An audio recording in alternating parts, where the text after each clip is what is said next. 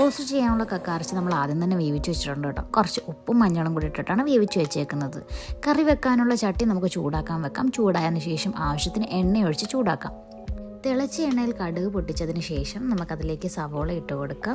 നമ്മളിപ്പോൾ ഒരു 2 സവോളയാണ് എടുത്തേക്കുന്നത്. ഒരു 10-20 ചെറിയുള്ളിയും എടുത്തിട്ടുണ്ട്. കക്കയിറച്ചിക്ക് ആവശ്യമായിട്ടുള്ള സവോള നിങ്ങൾക്ക് ചേർത്ത് കൊടുക്കാം കേട്ടോ.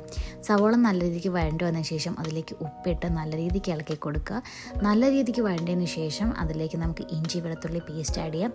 ഇത് ഇത്രയ്ക്കൊരു ബ്രൗൺ കളറിലേക്ക് സവോള മാറിയതിന് ശേഷം നമുക്കതിലേക്ക് എണ്ണയിലേക്ക് മഞ്ഞൾപ്പൊടി ഇട്ട് കൊടുത്തു കഴിഞ്ഞാൽ ഒരു ഇച്ചിരി കളർ കൂടുതൽ കിട്ടും കേട്ടോ. അതുകൊണ്ടാണ് നമ്മൾ ഫസ്റ്റിലെ മഞ്ഞൾപ്പൊടി ചേർത്തത്. നമ്മളിവിടെ പെരിഞ്ചീരക പൊടിയല്ല കേട്ടോ, പെരിഞ്ചീരകം തന്നെയാണ് ആഡ് ചെയ്യുന്നത്. കാരണം കക്കയിറച്ചിയായിട്ട് ഇങ്ങനെ പെരിഞ്ചീരകം കിടക്കുന്നതാണ് ഒരു പ്രത്യേക ഭംഗിയല്ലേ, ടേസ്റ്റും ഇച്ചിരി കൂടുതലായിരിക്കും. എല്ലാം നല്ല രീതിക്ക് ഇളക്കി കൊടുത്തതിന് ശേഷം നമുക്ക് ആവശ്യത്തിന് മല്ലിപ്പൊടിയും മുളക് പൊടിയും ചേർക്കാം. മുളക് പൊടി നിങ്ങളുടെ ആവശ്യത്തിനനുസരിച്ച് ചേർക്കാം കേട്ടോ.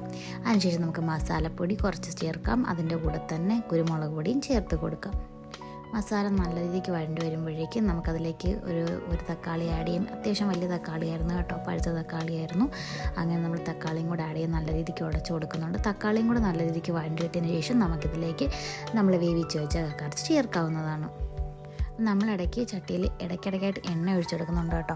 അതുപോലെ കക്കയിറച്ചി ഇട്ടിട്ട് നമ്മൾ ഇടയ്ക്കിടയ്ക്ക് എണ്ണ ഒഴിച്ചു കൊടുത്ത് നല്ല രീതിക്ക് വഴറ്റിയെടുക്കുന്നുണ്ട്.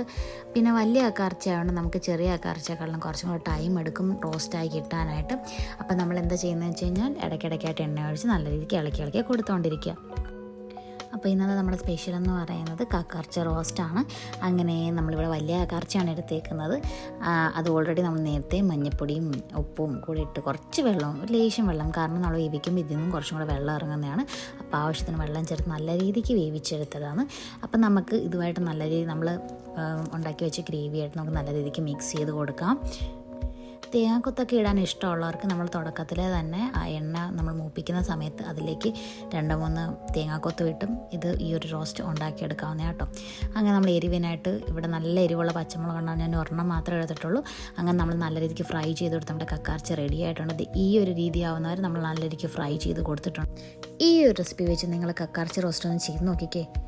ചോറോ പുട്ടോ പൊറോട്ടയോ പത്തിരിയോ കപ്പയോ എല്ലാമായിട്ട് നല്ല ബെസ്റ്റ് കോമ്പിനേഷനാണ്. എസ്പെഷ്യലി കപ്പയായിട്ടൊരു രക്ഷയില്ല. എനിക്ക് ഏറ്റവും കൂടുതൽ ഇഷ്ടപ്പെട്ടത് കപ്പയായിട്ടാണ് കേട്ടോ. അപ്പോൾ മറക്കാതെ ചാനൽ സബ്സ്ക്രൈബ് ചെയ്യുക, ലൈക്ക് ചെയ്യുക, ഷെയർ ചെയ്യുക, കമൻറ്റ് ചെയ്യുക. Love you.